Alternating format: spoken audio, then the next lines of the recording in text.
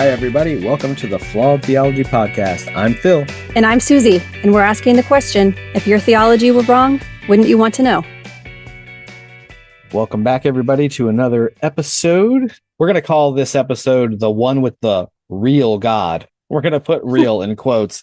Now, we're going to kind of talk about the ways that you would expect a God to reveal himself, like ways that you could prove that a God was real if God did it, and then what it would look like if humans created God. And this is loosely or not so loosely based on a blog post that Susie wrote, about a year or so ago? Yeah. Called If God Were Real. And I think it's not necessarily about proving that the God is real, but just what would you expect reality to look like if that God were real? And what would you expect reality to look like if the God of religion is based on is not real? And what do we see in our reality? I think it's going to be kind of an interesting conversation. And one thing we're going to add to it is, what could God do better? Which I think is a really fun kind of epistemological question. Like if you're talking to someone that is a believer about the existence of God and all that stuff, you could be like, okay, well, let's take your God and let's say, well, in this situation, what could God do better? And use that kind of as a thinking point for them to be like, if you can think of a way that you could do it better than God, well, then what does that say about your God? What does that say about your God? So, well, I think a lot of Christians would say that, oh, but this is you thinking you're smarter than God, or, you're just human and you're finite. You can't totally understand his ways at all. Yeah. But like you said, if I, as a finite human, can think of one small way that God could do better, that should say a lot about the Christian God. Before we get into that, we'll just kind of catch up on things since the last episode. And have you been reading any good books lately? I did just finish one. It has nothing to do with religion. Okay. It was a John Grisham novel that my mom gave me. Oh, nice. Okay, yeah. John Grisham lives like not too far from me, actually, down Seriously? the highway. Yeah, like I would go berate him about some of the things he's written about. Yeah, I like his writing, but I knew a friend that actually did alarm systems. They're like, oh yeah, we're going to do John Grisham's house. And I'm like, wait, he lives around here? Yes, but yeah, that's pretty funny. Yeah, I've been reading a book called Goodbye Jesus by Tim Sledge, who was a pretty big Southern Baptist pastor out in Texas.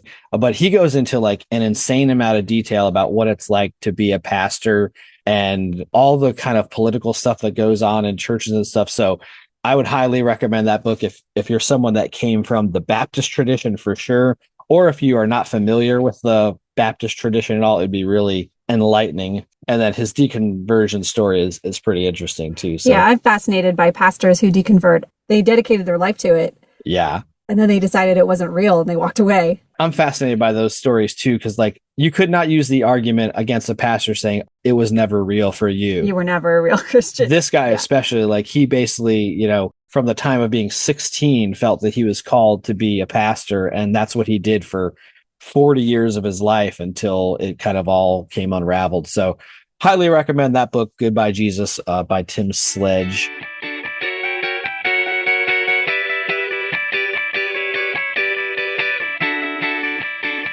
Let's get to our flawed theology in real life segment. I have a friend, and she's a pretty amazing woman. She's from kind of like my previous life. She was friends with my ex-wife, but she recently found out that she has breast cancer, and she has been posting. She writes a blog about her journey. She's also in seminary to become a pastor. But anyway, she's been posting all about her journey, her hair loss and, a lot of posts about how God is helping her through this. But she recently posted something that just really kind of irked me. So she posted that she had gotten a fever and she was in the ER, which apparently is not good when you're on chemo to get a fever. She basically says she's in the hospital. She's got a fever. She's on antibiotics. And the church had a number of chaplains available when she got home to come by and see her, that she goes. And she got to see one of her favorite chaplains came by to see her when she got home. And then this is the part that got me. She goes, after telling all about her fever and her chemo and knowing the battle that she's going through, she got to see one of her favorite chaplains. And then she goes, isn't the Lord kind?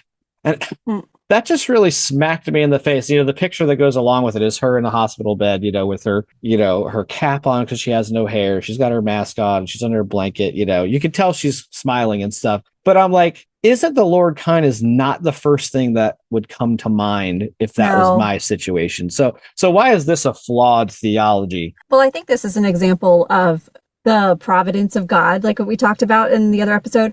if God's watching her right now, she's suffering. Our listeners can't see this picture, but I mean, she looks really weak. Yeah. And God's up there going, the best I can do for you is to send you your favorite chaplain. That's all. I mean, I'm not going to do anything else for you. Sorry. Yeah, like it seems like if God was kind, like maybe you wouldn't have given one of your children cancer. Yeah. And then if you are going to give her cancer, maybe you would heal her from it, or maybe you would not let her have complications that would inhibit the doctors doing what they need to do to help get rid of the cancer, because the chemo apparently is working and doing what it's supposed to do. And the fact is that she's suffering. Right. And he has the capability of ending the suffering. And if anybody should have their suffering ended, it's her. You know, if God is real and she is a dedicated servant of God, why does she have cancer but I don't? Right. That's the question that always goes through my mind. Like, I've never had a tragedy like this happen to me or anyone in my family. Yeah. And I'm an atheist. Right. Yeah. You would think like if what they say is true about following God, then you would think that anyone that doesn't follow God is going to be just reaping copious amounts of judgment and horrible things. Yeah. But you don't see that. I mean, you see horrible things happening across the spectrum of people, whether they're God followed or not. Yeah, it's equal probability. Yeah, it's across probability. All types of people. So like with these segments, we always try to say like, well, how could we think about this better? Like let's put one of us in this situation where we have cancer and chemotherapy and a fever. I feel like if I was in this situation, for one, I would probably be devastated, but then I would also be like highly reliant on the medical expertise of my care providers, you know, my doctors, my nurses, you know, everybody that deal with. That's the people that I would say, aren't these people kind? Like, even though it's their job. Yeah. Give the credit where it's due. The actual people who are on the floor taking care of her. Yeah. It's just frustrating to see stuff. And I see stuff like this all the time. It's like people going through horrific stuff and then they pick out the tiniest little thing. Yeah. Then they give God credit for that tiny little positive thing, which, I mean, it's great to see positives in difficult situations. I don't have a problem with that. And I would hope that I would be able to do the same thing in a hard situation. But like, it's what you're attributing it to. Right. Do you know what this reminds me of? The phlebotomist who I tried to compliment, who said, no, it's not me, it's God who's good at drawing blood. And I told you this. She has lung cancer now. She's dying of lung cancer. Right. Which is crazy because that was like a month ago that you were in like the office and she appeared perfectly healthy to you, right? I mean, she's older and I could see looking back that maybe she wasn't 100%. Right. Never in my wildest dreams did I think that she was dying of lung cancer, but apparently she was. Yeah, and that's crazy. This was a person that gave God the credit for her phlebotomy skills, and then God rewarded her with lung cancer. And apparently not just early onset lung cancer that's treatable. She can't go to work now, right? And she's like literally dying. Like, yeah, she is. But you know what? She's probably seeing it as that God is rewarding her by calling her home. Right. Which you can't argue with. No, you can't tell her no. I mean, no, you can't. We see it as God is torturing her with an earthly illness, and she will see it as she's getting called home. Yeah, that's hard stuff.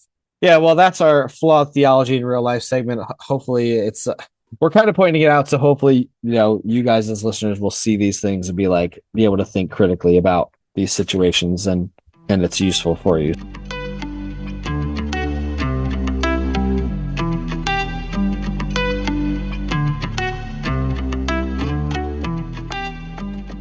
So yeah, let's get into today's topic, which is the one with the real God. So the discussion about like, is God real is a pretty popular topic amongst not just religious people, but philosophers and, you know, thinkers in general. It's funny to me because it seems like the only people who don't actually want proof or evidence of God's existence are the ones who categorically the ones who believe in him wholeheartedly. Right. A person that doesn't want proof or doesn't want to find evidence, like, we can't help those people. So that's not what this discussion is geared towards. True, but it might get people like that to think. It might get theists to think about, oh, I've never imagined what reality could look like if there were a God who used his omniscience and omnibenevolence and all of that to its full potential. What could a universe look like? And how does that compare to our universe? I think that could get people to start thinking at the very least. Yeah, I think that's what we would hope would come out of this episode. For anyone who's listening, I mean, I don't know, like the spectrum of people who listen to this podcast, if they're all Yeah. deconverted people, but if you're a Christian and you're listening to this podcast, I hope that it will challenge your thinking and maybe push you beyond the faith realm into the world of proof and evidence. So for this discussion, we're going to make a few assumptions about God. Yeah, so the assumptions we're making is that the God in question is omnipotent, omnipresent, loving, merciful, and omniscient. And I think that those are qualities that all Christians would agree that their God has, right? Right.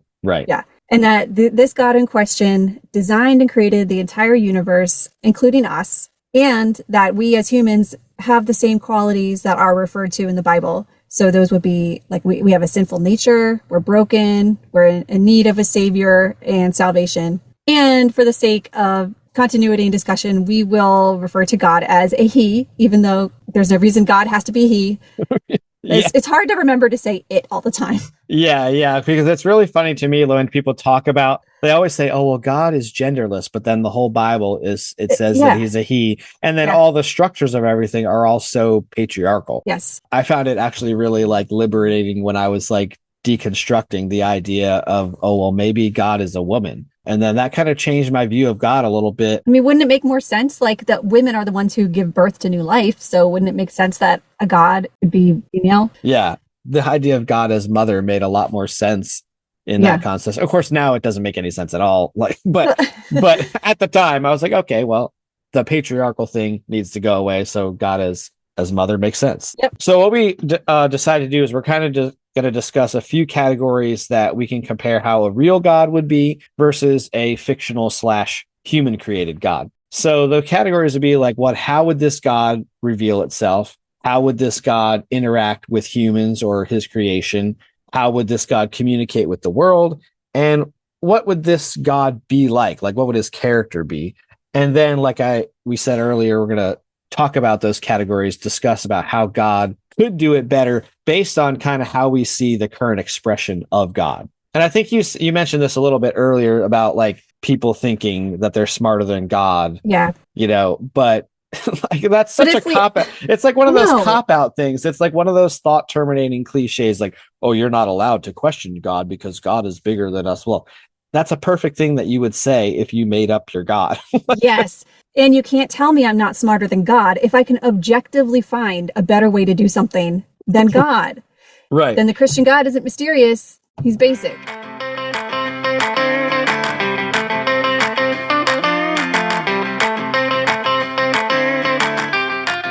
All right. So let's get into our first point. How and to whom would God reveal himself to humanity? So let's talk about the who first. All right. If a God were invented by humans, then we would expect that God would favor the group that invented it, right? Yeah, that would make sense. And that's exactly what we see with Yahweh. So Yahweh apparently has access, unfettered access to all of time, view of and understanding of all creatures. But he chose to contact only one tiny people group, the Israelites. And all of that contact and interventions like miracles and such took place in one tiny strip of land in one tiny sliver of time. Right. If you think about eternity, yeah, in the billions of years that the universe has been around and 4.5 that the earth has been around, that's a very small window of time that God chose to blip in here and then, GTFO. Yeah. and it's very interesting. Like, why would he choose the Israelites of all, like why? Because they created him. Yeah. Yeah, that's a good question. Why choose the Israelites? Yeah. Like, it didn't work out, right? No. They weren't the right choice. They didn't totally obey God. So why did he choose them if he's omniscient? Yeah, and if God were real, who would he reveal himself to? He would reveal himself to everybody. It wouldn't be like a select group of people. It would be all of humanity would be like, here's God. And he'd be like, hey, I'm your God. And it would be really clear and obvious, it seems to me. Like, it wouldn't be this small group of people. There wouldn't be like the elect, which you hear in Calvinism about there's, select people that have been predestined by God to be chosen. Like, that's not how a God would do things if they really wanted to make their presence known. Yeah, and Christians would say that God eventually did expand his view to all of humanity and wants more of a global interaction with us. But right. In the Old Testament, Yahweh was racist, yeah, was selective with ethnic groups. And according to Christians, God never changes. Right. That speaks for itself. Yeah. And even when you move forward into the New Testament, like for the first bunches of the New Testament in the early church, they were only ministering to Jewish people, you know, and then God had to come and step in and say, oh, no, like the Gentiles are okay, too. I'm their God, too. Paul said that. Yeah. Peter and Paul, you know, like they came, you know, Peter had that dream about the unclean foods. And that was, you know, supposed to be God telling him, no, the gospel is for the Gentiles, too. And people were like up in arms about it. They were like, oh, no, this is, we're not, you know, God's not for the Gentiles.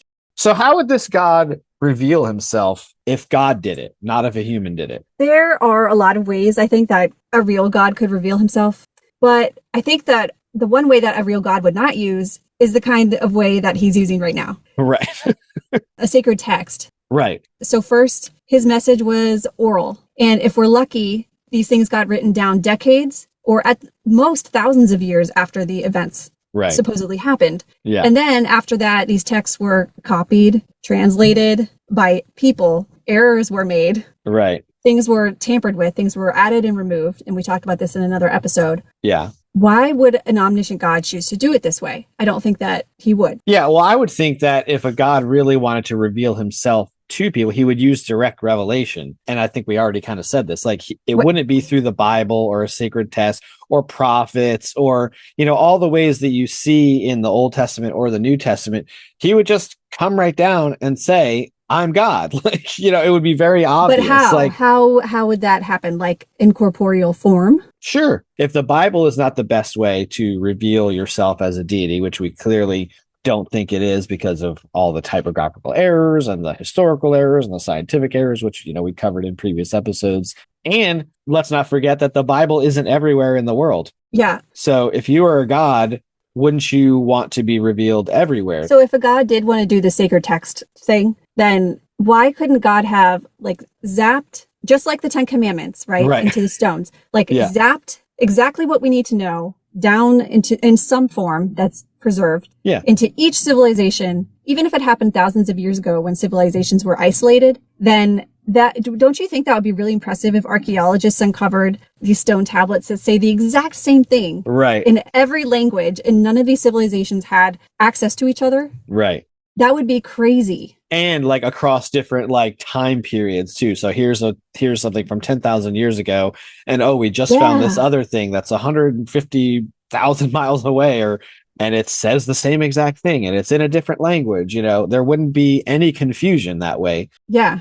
I mean, it's the same thing that police use in like evidence collection, forensic, like corroborating evidence. Like you're looking for things that line up. Yeah. So yeah, if he was to do a sacred text, he could do it that way. Or he could just like put it into everyone's consciousness, right? Yeah, sort of like a download. Yeah, just yeah. I think the thing about this would be that everyone would have the same information. Because I think Christians and stuff would say, well, God already does this. I have this connection with God, but everyone's connection is different. Yeah. The Baptist connection to God is totally different than the Lutheran connection to God. And it's certainly different than the Muslim connection to God. And then people like us who say that we don't hear anything from God or we haven't received any direct messages from God. Right. They say we just aren't listening or we're not open to it or whatever. So that wouldn't be possible. Like if God was real and he wanted me to know something, I would know it. Yeah. Regardless of if I wanted to know it or not. Yeah. And this knowledge would come in a way that it was obvious it was external to our own consciousness because, you know, thoughts can pop into your head.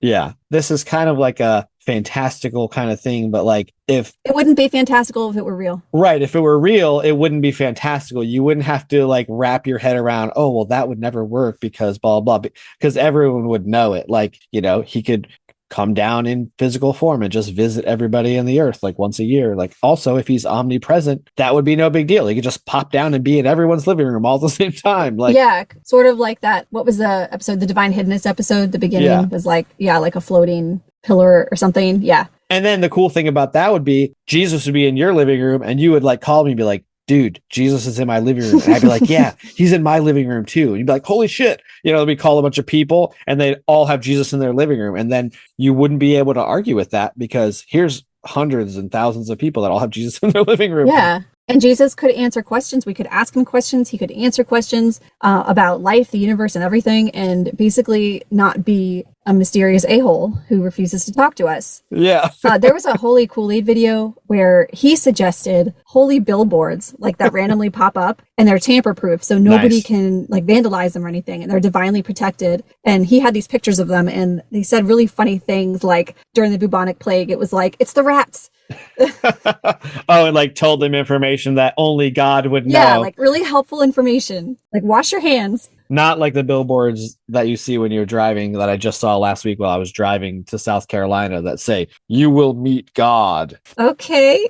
All right. Will I though? Like, will I? Met him. Wasn't that great. Thanks very much. But so there's a lot better ways. And we just named, I don't know, 4, 5, 6 of them, a lot better ways that God could have revealed himself, but instead he chose to do it allegedly, the way the Christians say it, through the Bible. Which is the way that every other religion that they would say is false is doing it. Right, exactly. Every religion has their own sacred text. The way we got the Bible is the most convoluted way ever. Yeah. The Mormons have like their golden tablets with Joseph Smith, and then, the Muslims have the Quran and it came through the Prophet Muhammad and all that, so everyone's got their own origin story and they're all really similar. And they all have the common theme of having to be translated, transcribed, and propagated by humans. Right. The God never does anything. And if the God were real, one would assume, at least I do, that God would take more of an active role in the propagation of the most important message of the whole universe that there could ever be. Yeah, I think it's funny to me. Like, I think when you think about like mythology, like Greek mythology stories, it seems like those gods were doing it like how real gods would do it. Oh, yeah. Zeus came down off Mount Olympus and he was going to kick some ass. And people were like, oh shit, Zeus is mad. Or, oh shit, Poseidon's mad because the ocean is going apeshit, or whatever, like those gods came down and they were pretty clear about what they were there to do. It wasn't like, hey, we're going to send you a book and you guys can interpret it, like. And you know what else I just thought of? That you would also expect that if this God in the sacred text intervenes and interacts with people and that God's not real, you would expect that kind of intervention would stop after the sacred text, right? So like in our current reality, you would expect there would be none of that if the sacred text was made up. And that's what we see. Yeah. God doesn't part Red Seas anymore. God doesn't do miracles. Right. Even though people say he does, it's easily debunked. Right. I think if I would have been alive at the time of Moses and saw the Red Sea part, then I would have been like, oh shit. That's real. That's real. Yeah. That guy has a God behind him. Yeah. And Christians would say, well, God doesn't do this kind of stuff. He doesn't interact with us directly anymore because it would violate our free will. But that doesn't explain why he did it in Bible times. Right. And also that it just doesn't hold up in general. Yeah. Did they not have free will back then? Yeah. Because when Moses parted the Red Sea, that took away everyone's free will. They had to believe in God. And for some reason, that's really bad. Yeah. So there's another thought I had that if there is a God, it might just not contact us at all. Because what's the point, right? We don't actually have to know that there's a God out there unless that knowledge or belief is part of some kind of divine plan that this God has, that it's going to like cook us for all eternity unless we believe in it. Right. Can you think of another reason why we would have to know that there's a God just outside of curiosity and not burning for all eternity? Yeah, I mean, it seems like the only reason to know a God is because he's going to do something for you that is going to make your life better, or is going to make your eternity better, or he's going to give you an afterlife. Yeah, if it's completely possible that God is real and he just is out there and who cares? Right. But then if that's the case, it's just like Bart Campola was saying, like about his Justin Bieber $1 million check. Okay, well, maybe that $1 million check is out there, but I don't make one single decision based on that money. So if there is a God out there and he's not interacting with us, which clearly he's not, then I don't need to make any decisions based on the existence or the reality of that God.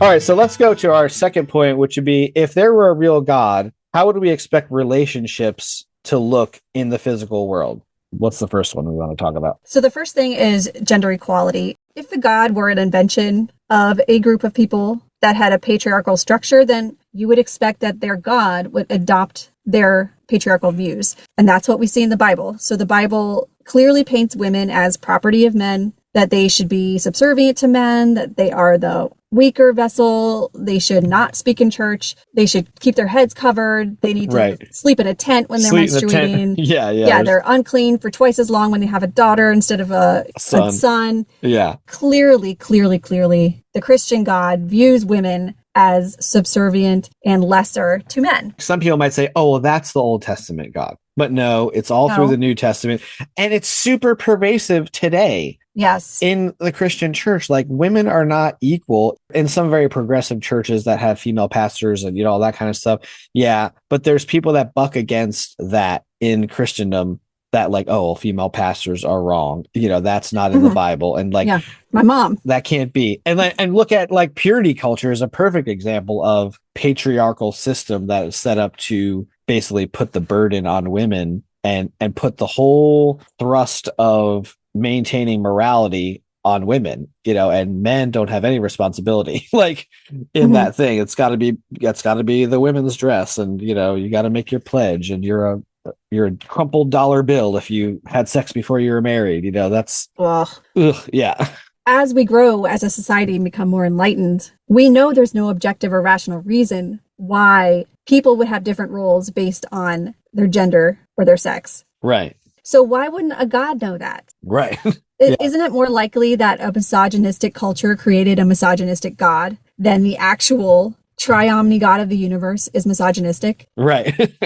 Yeah. When you put it like that, it's so obvious. Yeah. It's just like saying the apple doesn't fall too far from the tree. Yeah. If you made up a God, you're going to make him kind of in your own image. And I forget who said this, but I feel like it's Anne Lamott or something who said something like, where a lot of people think that we're made in the image of God, but really what they're trying to do is make God in their own image. And then I think the quote goes on to say, like, if your God hates the same people you do, you've made God in your image. He has not made you in his image. Yeah. That's what people do. They look at the world through their own lens, and then they basically bend God to their own kind of worldview. And that's why you have 40,000 different denominations in Christianity, and you have thousands of other religions, because everyone is looking through their own lens and they're trying to make a deity that works for them. Another example of this is that passage in Leviticus where God says who can and cannot approach the altar. And he lists like all these disfigurements and ailments and diseases where we know that they're not like harmful, like a hunchback. Right. Okay. So they had superstitions against a hunchback, different birth defects, blindness, but they were superstitious about it. And so was God. Right. But we know there's no reason. There's no legitimate rational reason why those people would be less worthy of approaching a holy altar. Right. And the same goes for racial equality, sexual orientation, and identity. I mean, piggybacking on the gender thing, you can replace gender with race, sexual orientation, and it still stands. Yeah, it's the same idea. Yeah. If you're viewing Jesus as white Republican Jesus, you've made God in your own image. A real God would understand that no group of people should be dominant over another group of people or be inherently superior to another. Yeah, based on their skin color or what latitude they come from. That's ridiculous. This is what the Holocaust was about. And like the rise of the Third Reich was like, and he used the Bible as the justification. If you've read Hitler's writings,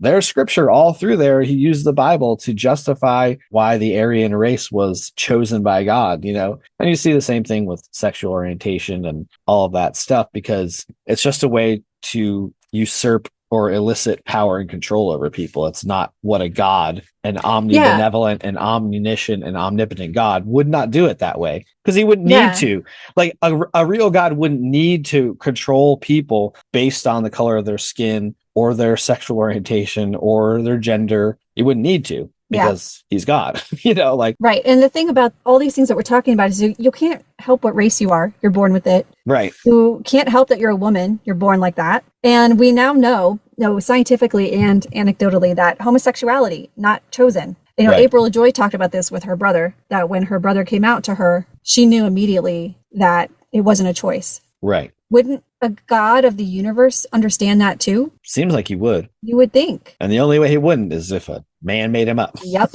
And then one more telltale thing that I want to talk about. Huge red flag that a God would permit endorse and write laws permitting slavery Right. or regulating slavery. Yeah. I think that's crazy that people think that that could have come from a God. And, there's articles written to justify it and saying, oh, it wasn't that kind of slavery. Well, yes, it was. Right. It was. But also that the thing that we hear most is that, like, oh, it's a progressive revelation. So God had to meet them where they were. They couldn't understand. Right. But really, like, he told them not to eat shellfish. He told women to go sit in a tent. Right. He couldn't tell people not to own other people. Right. And besides, the New Testament wasn't any better. It Right. still endorsed slavery. Right. And at what point exactly did God say, oh, slavery's bad? That's something that humans had to come to on their own. Right. Slavery, incredibly damning in the Bible. Yeah. I was just reading in the book that I'm reading, the Goodbye Jesus book by Tim Sledge. He talks about slavery too, and how initially when he was in seminary or whatever, his professors were telling him, well, God doesn't change, so when God talked about slavery, it was because that's what was culturally acceptable at the time. But then as man progressed, they realized that slavery was bad. So man realized that slavery was bad, but God still said that it was okay. And so they were just adjusting to the culture. And that's why God never came out and said anything about slavery in the Bible, because it was man basically that decided that slavery was bad. And he was basically saying, I couldn't get on board with the idea that my professors said that God never changed when clearly he did. From the Old Testament to the New Testament. Like, yeah, that's messed up. There's no way that you could logically defend slavery as a Christian in 2023. Like, you can't. And God would have known that. A forward-thinking God would have seen this problem coming. Right. That, maybe I should take more of a stand against slavery in the Bible, so that in a few thousand years, when they've really figured out that slavery is bad, they won't look back at the Bible and think God really was okay with slavery. Let's not worship this God. Let's not follow this God. Right. Especially since the Bible isn't changing. Like, he's not zapping down updates. Right. There's no updates. Yeah. There's no updates. So how about another part of this is like church and doctrine. Like, if God were real, then his church would be unified. You wouldn't have such segmentation and all these different denominations and all these different religions. There'd be one church and one doctrine, and everyone would agree on it because it'd be clear and obvious that it was true. It wouldn't be open to interpretation. I even think there wouldn't be much of a doctrine. Yeah. A doctrine is for control. Right. It's like, you have to do this. God is like this. Do this, do that. Right. I'm not sure that a real God, would impose so much dogma onto people. Yeah. I think it would be like, love people, right? Love people, treat each other with kindness, reduce suffering on this earth, and then everybody will have a perfect life in the afterlife or something. Right. Yeah. Doctrine is definitely something that is man-made as a way to basically say, because I've got this connection to God, I can tell you what to do. Like, that's what doctrine is. Yeah, like, yeah. If man invented God, you would see what we see now. The church is fragmented due to differences and contradictions in the text, and different humans would create different salvation stories with a crazy convoluted storyline. And the Bible wouldn't make any sense, which it doesn't. And there'd be no evidence for God, which there isn't. That's what it would look like if man invented God.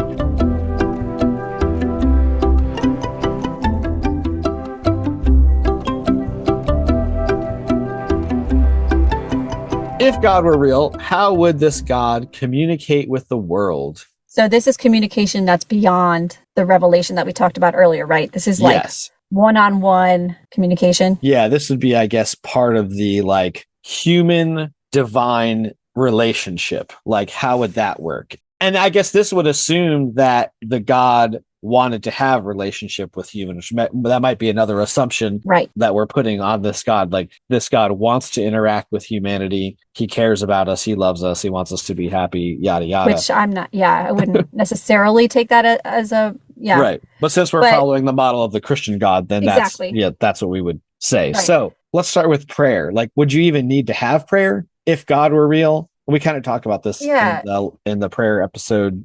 I don't think so, because a God that's omniscient would already know what we want and what we need, and would give us what we need, and would know what's good for us, and so would reduce our suffering already, and we wouldn't need to ask. Right. That's why I think that we wouldn't actually have to pray. I think prayer might be more for, like you said, communication and having a relationship. And it would be like talking to this God on the phone. Yeah. And this God would actually answer you clearly, like as if I'm Right. talking to you right now. Yeah, you just pick up the phone, you call like 1-800-Jesus talk, and he would answer.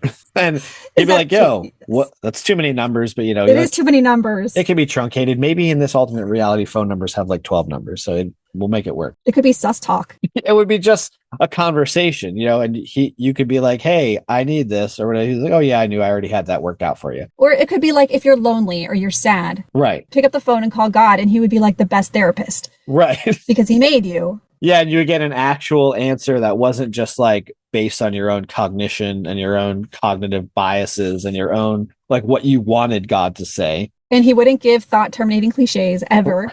Right. Yeah, he would actually answer you. And there wouldn't be suffering, and you wouldn't need to pray for like relief for things, because he would have kind of preemptively made sure that you weren't suffering. So right. I'm not sure we can ever say there is no suffering, because like if you imagine good and bad as like a scale or a gradient, right. And right now what we currently experience on the very end of bad, the very end, that's suffering. But let's say God took all that away, that's down there. Yeah. And then what we have left is like the very top of the spectrum, which is like good, like super good is at the top. Right. And then like it goes down and it's like, it's still good, but it's less good. Right. And if that's all we experience, that's our new gradient. And what is now less good is now our suffering. Yeah. It's hard to overcome that. But you definitely can say that there is needless suffering in the world, like the Holocaust. Like we keep talking about the Holocaust and like genocide and starvation. It's needless suffering. Yeah, and that's not like on a continuum of like, well, okay, that in some universe, the Holocaust is somewhere in the middle, like that's god awful. Like everybody knows that. It's not like, hey, the whole world is ice cream and they don't have a flavor I like. Exactly. That's the spectrum that you're talking about. It's like, that's a continuum. And like our suffering right now, like when the dishwasher breaks and we have to wash our dishes with running water in a sink with soap. Right. And we're like, oh, this sucks so bad. I wish I had a dishwasher. But then like our grandmothers back in the 1920s, they didn't have dishwashers. Right. And there's some cultures where they're taking their stuff down to the river and washing it like on rocks. Yeah. Yeah. Yeah. And they don't have soap and, all that kind of stuff. It's like cholera and. Right.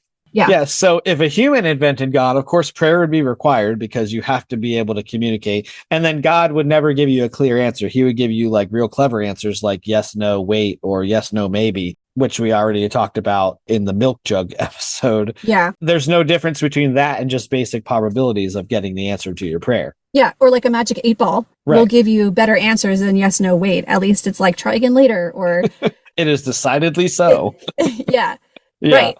You get more answers, more range of answers at least. Right. Even if they're just as meaningless. But when there's no differentiation between God and a milk jug and a magic 8-ball, that's a problem. Right. And if you can think of like, well, if I were God and I wanted to do prayer better, and you can think of a way that you can do prayer better, which we've already talked about, like it's actual two-way communication. Well, that tells you that there's something wrong, because if we can think of a way that prayer would be better than how it currently is, interacting with the supposedly real God, well, then that's not the best way. And if a Christian was here right now hearing us, they would say, God can't talk to you back because then you would know too much. Right.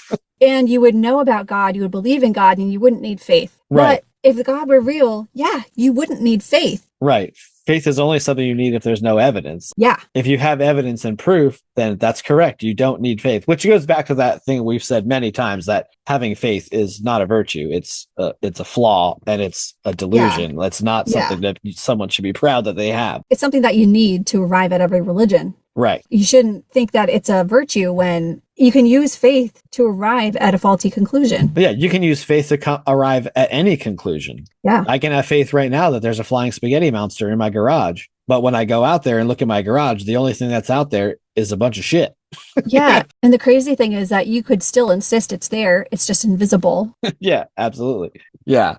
So moving on to another way that God might communicate, let's talk about the aspects of science and nature. So you would think that if God were real, that then science would be able to confirm his existence. And then nature would also be consistent kind of with the character of God, right? Like God would have made the world with humans in mind, like nature wouldn't have all this danger. You wouldn't have natural disasters. Yeah, you wouldn't need parasites and Right. malaria and mosquitoes and all these kinds of creatures whose job it is just to create misery, not just in humans, but in other animals. Yeah. I mean, the whole process of evolution just itself was agonizing to all conscious creatures. Right. It's a system that is based on death. Right. It doesn't work without death. So it's a horrible way for an all-loving, all-powerful God to bring about living creatures. Yeah, that puts a knock in the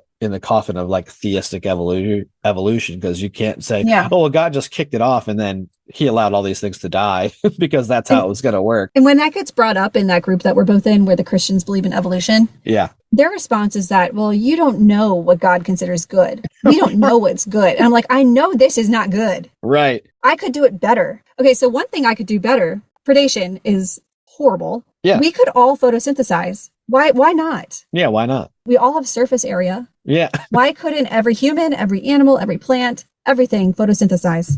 Why not? I just made it better. You just made it better. Yeah, and there wouldn't be like design flaws in our bodies. Like one of a friend of ours that posted about wisdom teeth this week. Did you see her post? Yeah. Saying that she had wisdom teeth like were below the gum line and they were growing like sideways or something like that. And then she goes, intelligent design, like you wouldn't have that. You wouldn't have these things like vestigial organs. The reason that Christians give for the wisdom teeth thing would be the fall. Everything got screwed up with the fall. But are they really saying that we did not have wisdom teeth before the fall? And then like as soon as Eve, ate the fruit, then God is like, oh, I'm going to give them an extra tooth at the back. That's really hard to clean. And it's going to be very problematic. That's probably what they would say, because there was only two people back then and they didn't have wisdom teeth. And then Cain and Abel would have had wisdom teeth because they were the products of sin.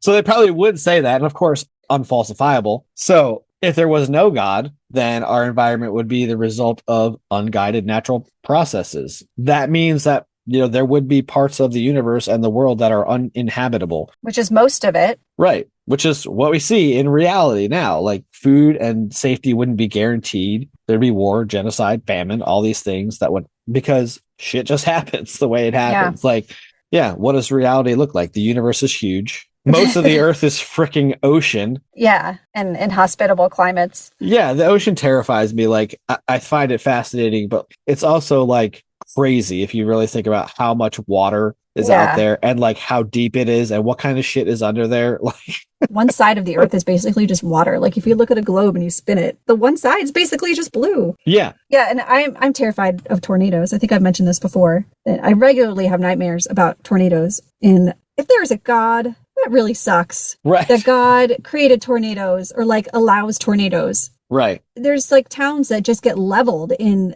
a span of a few minutes. Yeah. Horrible. You get a lot of tornadoes in Maryland? No. I mean, every now and then, but no, it's not something that we regularly worry about. But God loves you so much, he gave you the fear of tornadoes, even though you've never been exposed to one. Never been exposed to one, no. But yeah, there's so many design flaws that you see, like humans having too many teeth to fit in their mouth. Yeah. 75% of human embryos miscarry.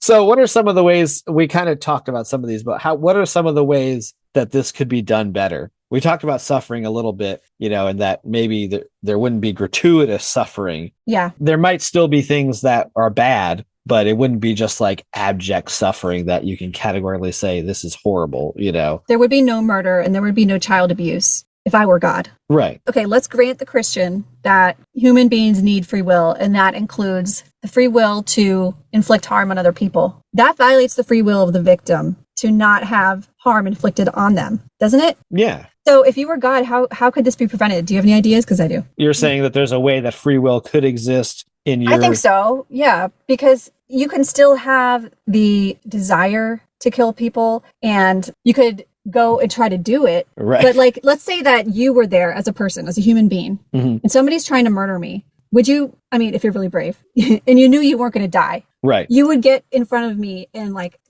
Elsa did, right? She put her hand up and she stopped the knife from going in. Why couldn't God do that? Yeah. And that would save the victim. And all it's doing is preventing the knife from like connecting to the person and actually being murdered. And then, well, what would a human do? What would humans do? We would put that criminal in jail. God could be like, oh, sorry, you're a bad person. Boop, you're gone. Right. Yeah. Why not? Right. Yeah. If you're gonna try to kill someone, then God gets to just Yeah. vaporize you from the I don't planet. know if that's the right way to do it, but I know the wrong way to do it is to be so obsessed with free will that Right. you're like, criminals, sure, go ahead. Rape, Right. murder, steal, whatever you want to do. Right. I'm not going to intervene and I'm not going to protect the people who are being murdered and raped. Right. I always find this interesting when people talk about free will. They're the same people that are saying, don't take my guns, but my kids are getting shot up in school, or don't let the drag queens have story hour because they're indoctrinating my kids. But I'm really into free will. Yeah. If you're doing something that is not genuinely loving or genuinely beneficial to society, there's a recipient of your free will that is having their free will violated. Exactly.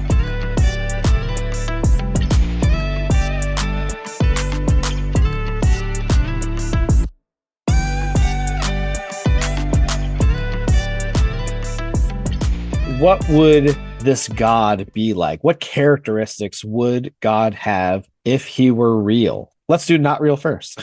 Okay. So if God were invented by a specific group at a specific time, you would expect that there would be similarities between that God and other fictional gods at the time, like of surrounding cultures. Right. So do we see that? Yeah. Well, I mean, look at the whole Old Testament is like just borrowed mythology from other stuff of the time, the Sumerian mythology, Yeah, Akkadian, Baal, all those gods that were supposedly the false gods that the Israelites were not supposed to worship, and there was millions of them. like Baal and El. Right, like there was tons of them. Like the Amalekites had their god, and this They weren't different from Yahweh. They were all the same. No, they weren't any different. Like, yeah, Yahweh requires blood sacrifice, right? Just like other gods at the time. Right. Which we look at it now and we're thinking like, okay, well, that's weird that God requires blood sacrifice. Why would he do that? Oh, it's because all the other gods did and it was the popular thing to do. Right. And then you see that even carried through into the New Testament and how Christianity is today, that blood sacrifice is still required. That's why Jesus had to die, which is so archaic. Like, if you really think about it, like, why would a loving God require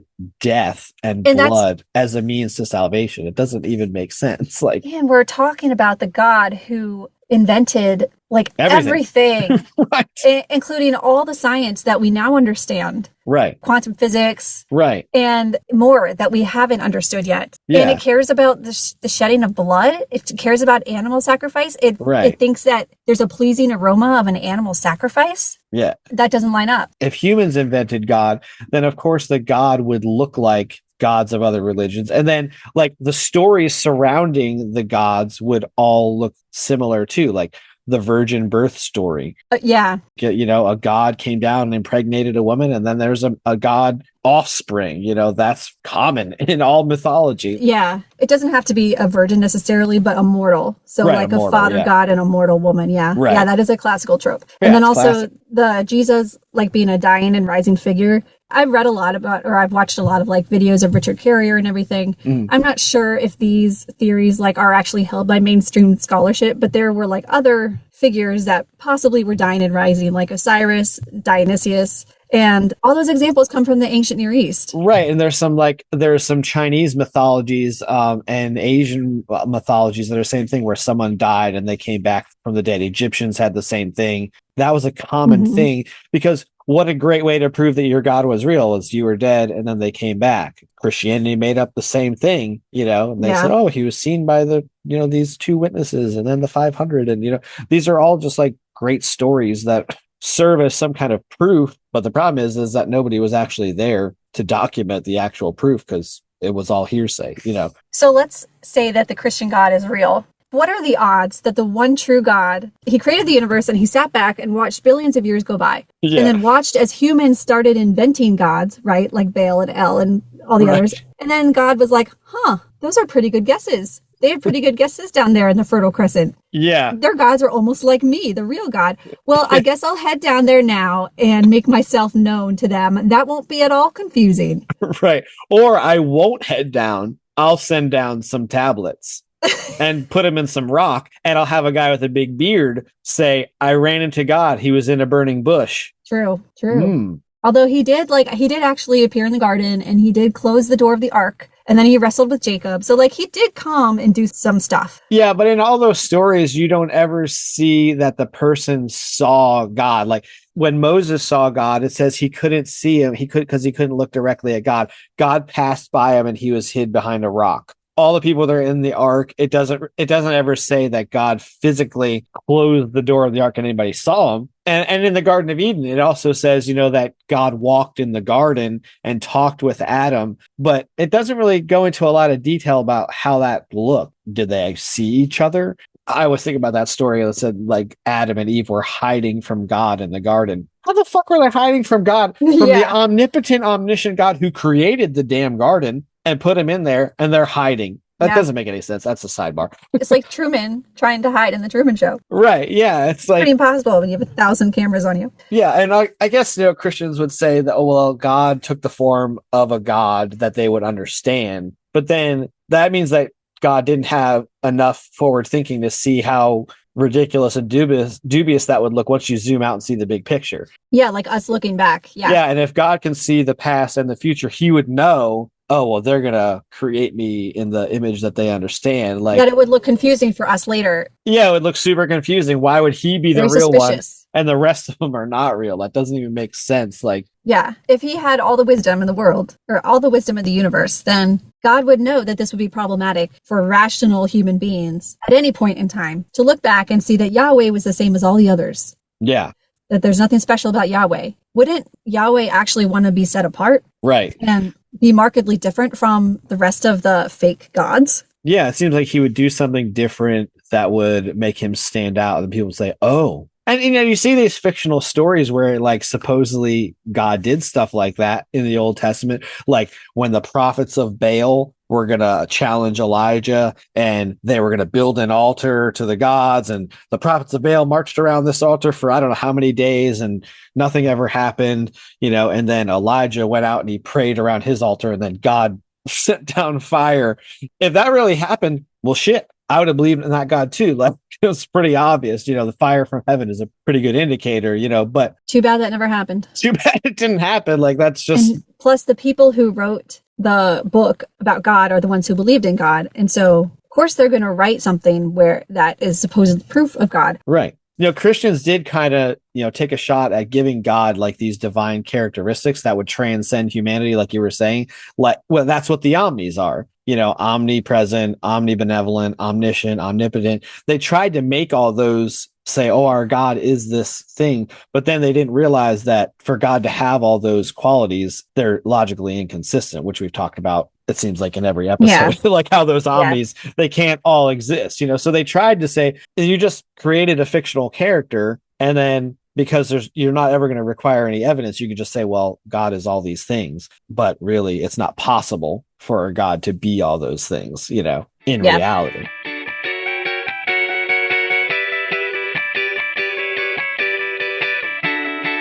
To wrap up this topic, I think we can safely draw the conclusion that the current God of Christianity is exactly what we'd expect from a deity that was created by humans to exert power and control over people. And if we as humans are able to look at God and see numerous ways that he could be doing things better, then it makes it really hard to use logic and reason as your tools to verify that God is real. Specifically the Christian God, that's what we've been focusing on, but really any God. Like, yeah. And I think the fact that it's so easy to come up with better ways, even just one better way to do something, right? It says a lot about the existence of this God that they're claiming exists. Well, I hope you guys enjoyed that topic. We want to kind of end this segment with a parable, which is, in the Bible was a type of story that Jesus used to tell to get his point across. And I think this is I came across this again in the book that I'm reading. I thought it would be really useful for people listening because it talks about how hard it is to walk away from faith. It tells that story. So this is kind of a way to kind of wrap up this episode and be, I don't know, I guess feel this like a kind of encouragement in where you are in your journey.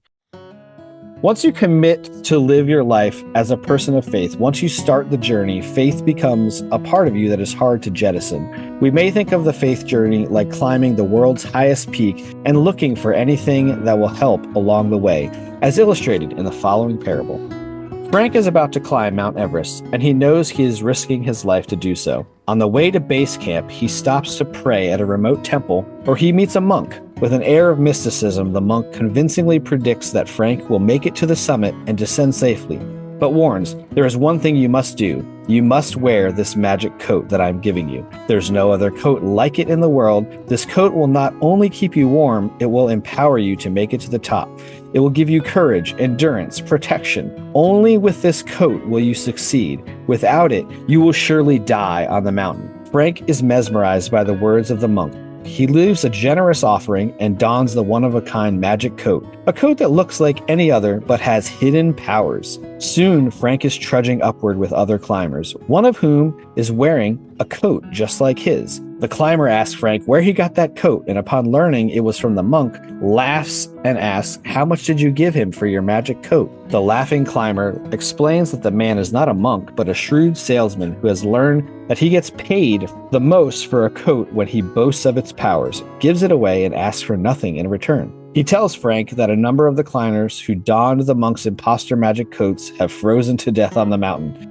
Successfully climbing the world's highest peak is not about wearing a magic garment. It's about conditioning, timing, good decisions, endurance, and luck. But you do need protection from the cold. As much as Frank wants to take off the coat and fling it into the nearest crevasse, he has no other coat to wear. No matter how much the coat reminds him of his gullibility, he needs it to survive the chill of the wind. He doesn't need the coat to be magic. He needs it to keep him warm. Without the coat, he will die. He doesn't stop wearing the coat because it is all he has. That story kind of just tells why people wear their faith. Your faith, it was the way you dealt with all the challenges in your life. And shedding that coat can be a matter of survival. The reason we do this podcast, I think, is to really help people shed that coat. And it can be hard. Yeah. Like, sometimes you think about the stuff you believed. I know I do. And I'm like, man, what a dumbass. Like, how on earth did I believe this stuff? And then this story makes it perfect. Like, man, I needed to stay warm. I had to survive the mountain. The coat isn't a coat. It's a cancer. It's a tumor. Yeah. You need it as much as you need a tumor. Right. You only think that you need it. You only think it's doing you good. Yeah. But it's a placebo effect. And you are getting through your problems on your own.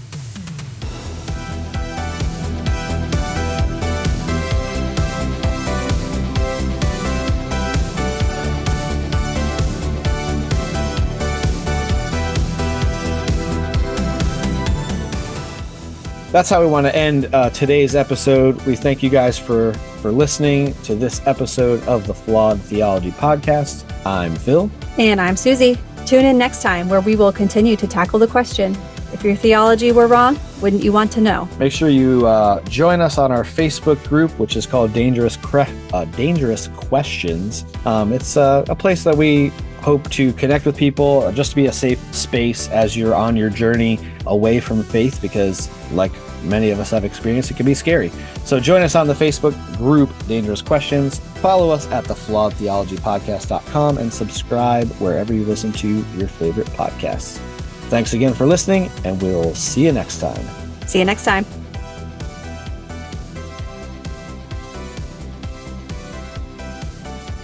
And Christians say, oh, the Bible, I love it when people say that. Well, the Bible is so clear on this. Then you point out to them all the ways that it's not clear, and then they just throw one of the thought-terminating cliches at you, saying, oh, well, you don't understand it because you don't have the Holy Spirit, or, you know, his ways are higher than our ways. But I'm like, but I thought you said it was clear. I once sat in the middle of my mom and my sister. They were literally on both sides of me. This is when my sister was converting to Seventh-day Adventism. And my sister was saying that, oh, you shouldn't drink because of XYZ in the Bible. It was like new wine. They thought it was translated as new wine, which is grape juice, and that you shouldn't drink actual wine. And then my mom had verses to back her up. And I was just sitting there thinking, how could both of them have verses that justify their positions from the same book that's supposed to be from God? Like, it shouldn't be this confusing. And that was like 12, 15 years ago. Yeah. So I'm thinking that really took a chink out of the armor for me. Yeah. Started letting a lot of doubt to build up.